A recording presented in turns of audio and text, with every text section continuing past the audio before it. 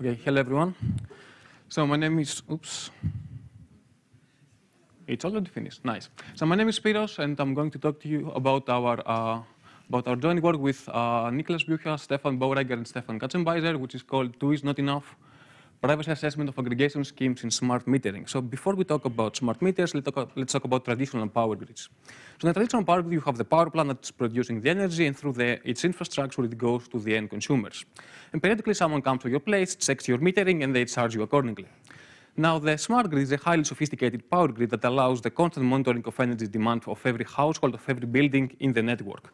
And we do so because we need to be able to predict future demand, so actually we don't produce more energy that we actually need, because actually this is more environmental friendly. Also, we have reduced energy production cost, and also we can actually reduce the cost for end consumers. And actually, we have this idea of smart metering by installing in our houses and our buildings some devices which are called smart meters. So the smart meters are some devices that we plug in our electrical infrastructures, and in specific intervals in times, every second, every 15 minutes, every 30 minutes, depending on the nature of the smart meter, report the values back to the provider. So the provider can actually see in real time, or in almost real time, the energy demands for a whole area, for a whole geographical area. So actually, the provider having access to these intervals in time and our energy in these intervals in time can construct what we call our daily load profile.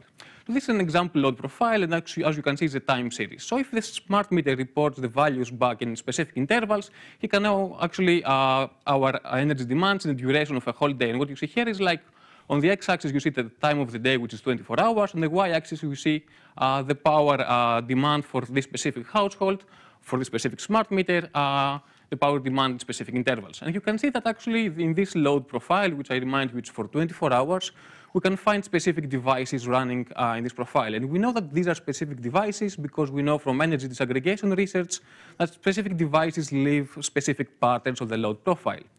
So if someone has access to your load profile, it can tell a lot of things about you. It can tell when you are at home, what kind of devices do you use, and actually if the intervals that the smart meter provides data back to the providers is really frequent, it can even tell what kind of movies do you watch on your TV. So actually you see that the provider can learn a lot of things about you. Luckily, we have many clever solutions, especially from the pet community and the other like security and privacy communities that actually implement the so-called privacy-preserving smart metering. However, in this talk, we're going to talk about a family of solutions, which is the aggregation scheme, which we believe is a very prominent solution and has also been proposed as the way to go by a European Union expert group. And the idea is rather simple. So instead of reporting individual meterings from individual households, you just aggregate them together and you report just the aggregate back. And to make things more clear, let's see a silly example. So you see here different smart meters that we have them in groups of 3. So instead of reporting the value back to the energy supplier, actually the smart meters in groups of 3, they report their values every fixed interval to an aggregation unit, and the aggregation unit just aggregates those values and reports only the aggregated back to the energy provider. So the energy provider can construct a daily load profile for 3 smart meters and not for 1. So likely, actually, what everyone is doing in his house is being, if you want, hidden in the aggregate. Again, you can instantiate these aggregation units by trusted third parties, or ideally, like we have seen again, very clever solutions, you can do some kind of magic crypto between the smart meters, so you can have security proof that all the operation is secure, and actually, it can also be securely transmitted to the energy provider. However, the energy provider needs to see the results in plain text, because he needs to have some utility. He needs to be able to read these things and make predictions. So actually, we see that the security problem is pretty much solved. However, there's a minor detail. And the detail is like, what is the minimum amount of households necessary in the aggregations to offer privacy? There has been a report that has been going around for a couple of years now from an industrial body that says that actually an aggregation level of 2 is adequate to offer privacy. And actually, we decided to test this result. So in order to test which aggregation sizes are enough for privacy, we need to define a privacy metric. And actually, following the steps of Bolli et al., we base our metric on the notion of indistinguishability. We're going to measure, we're going to see if someone is distinguishable or indistinguishable in the aggregate. And actually, we're going to see how we can play indistinguishability game by defining a weak adversarial model, and we're actually a very weak adversary. So actually, we define a privacy game in the form of a cryptographic game, and let's see what happens. So actually, we have an adversary and a challenger that they agree on a specific dataset because we evaluate over real datasets. They agree on a dataset. They agree on a size M, which is like the size of the aggregation that we test, like 2 smart meters, 3 smart meters, 1 million smart meters, depends. And also they agree on a parameter L, which is the length of the daily load profile, like how long should the profile last. And actually those profiles, unless I state otherwise, should be 24 hours, like daily load profiles. So actually the adversary goes to the dataset and randomly selects two buildings. And from those two buildings, randomly selects one day of each of the buildings, so he has two daily load profiles. So he has those two profiles and he sends them to the challenger. So the challenger randomly selects one of the two. And he actually goes and selects randomly m-1 other buildings, and from those buildings selects one day for each building. So he creates the aggregate using those m-1 other daily profiles and putting inside the aggregate one of the two that the adversary sent him. So once he actually sums everything together, he sends them back to the adversary, and now the adversary knows the two daily profile that he selected randomly and the aggregate. And his task is very simple. He has to tell us if E0 or E1 is inside the aggregate. So our methodology is the following. So we play the game many times and we measure the average adversarial advantage of a random guessing, like how much better can you do than by randomly saying that E0 or E1 is in the aggregate. And we rely on very, very simple heuristics to actually attack the aggregation sizes. So actually we rely on some simple peak comparison. We just count the peaks between the two load profiles in the aggregate, and whichever has the same, like the most common peaks actually wins. We rely on mean square error and Pearson correlation taken all over the body of the time series of the load profile. And also we actually rely on a combined method, and for the biggest part of the paper we rely on this because it heavily outperforms the others. That actually is based on peak comparison, so we find the peaks in the two daily load profiles and we find the peaks in the aggregate, and we also take the correlation for a time window around the peak. And actually we evaluate over the largest available datasets that we could find. So let's talk about the following cases. Like, let's see if in small aggregation sizes actually we can distinguish daily load profiles or not. And then let's make the game a little bit more narrow, and let's see if we can distinguish specific devices in the aggregate or not, and we will see how actually we modify our game for this. And then we'll talk about some parameters that heavily affect our game. So going to some results, we're going to see if small aggregations are privacy preserving. And to remind you, industrial report says that actually aggregation size of 2 is adequate to offer privacy. So what we see here, we have used the Dataport dataset, which was the largest dataset available to us, that has 15-minute resolutions, which means every smart meter reports the values back to the provider every 15 minutes. So we actually play the game for different aggregation sizes, and here we plot the average adversarial advantage of random guessing, with 1 means that actually the adversary is always able to distinguish between two profiles, and 0 means that the best he can do is actually randomly tell us one of the two. So actually we see, and here we see with 4 different line colors or line shapes, that our 4 heuristics and how they perform. So actually in small aggregation sizes, we see that actually all of the heuristics are able to tell us which one of the two profiles is inside. We have a really high adversarial advantage, which means small aggregation sizes, at least less than 10, do not offer privacy.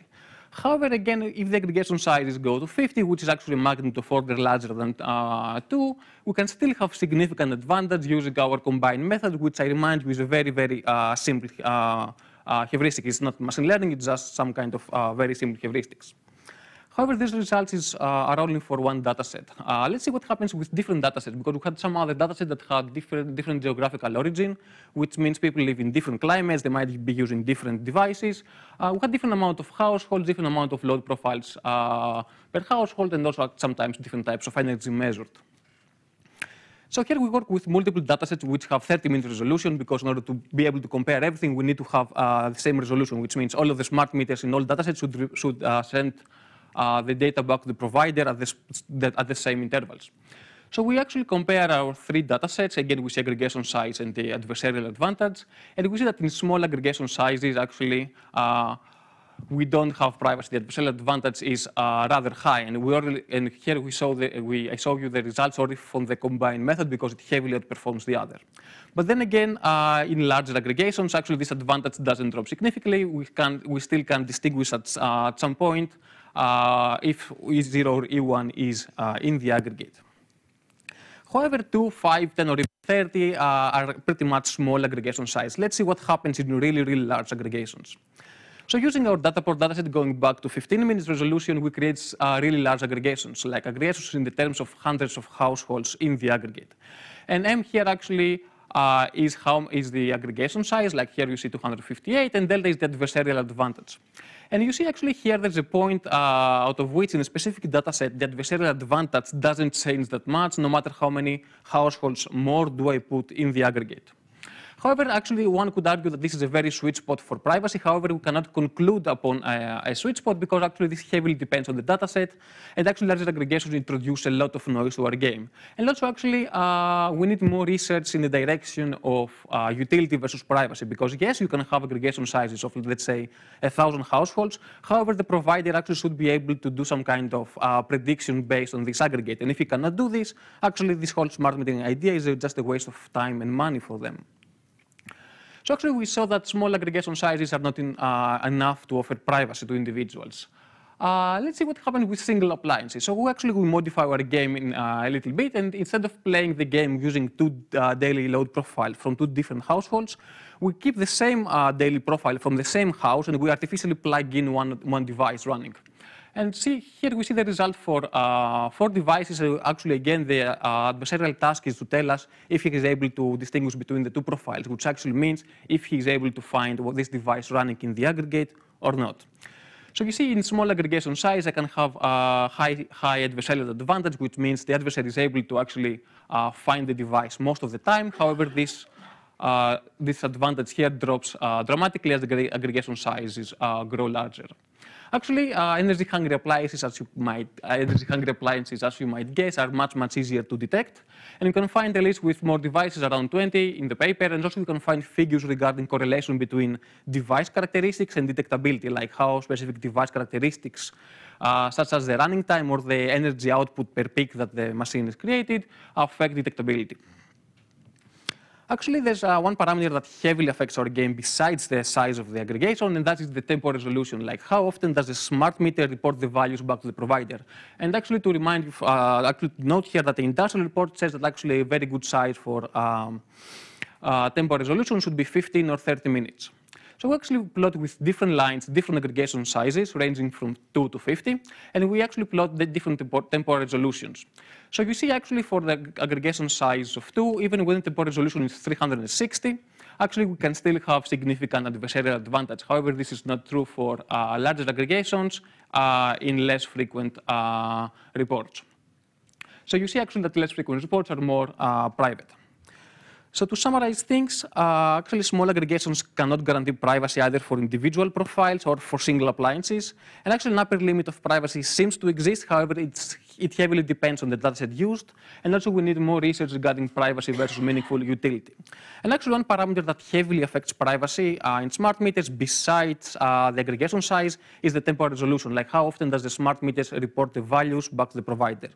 Also, in the paper, you can find some other exciting things, such as like if there's a universal load profile, like if buildings around the world behave similarly.